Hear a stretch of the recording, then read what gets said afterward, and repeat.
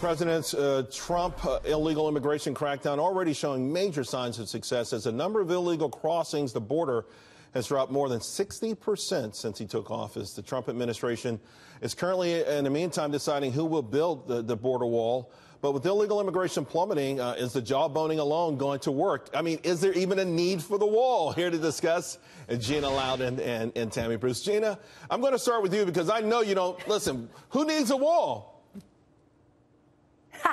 Well, this is the thing, Charles.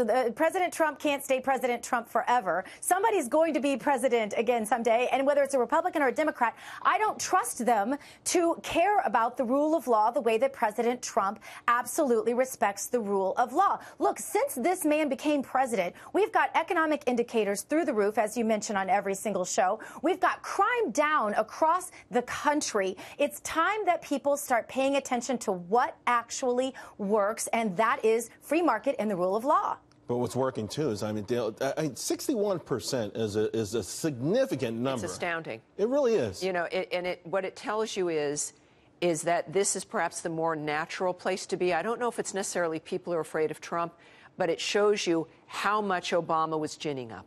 It shows you the effort that was going in by the Obama administration to flood the country. So I think that this is the more natural dynamic. And as Gina was saying, this is something that has to be generational when it comes to the security of the country, that this can't be circumstantial or subjective going from one president to the next, that this is an American statement about security, also when it comes to drugs, when it comes to now, originally we also thought war was always just going to be now away from the individual and not boots on the ground. Well, now we've got a war with people who do want to come in and physically have to be in here, being the terrorists. So you have all of those aspects involved, in addition to the fact that this isn't about keeping immigrants out or keeping people out. It's about an orderly way in.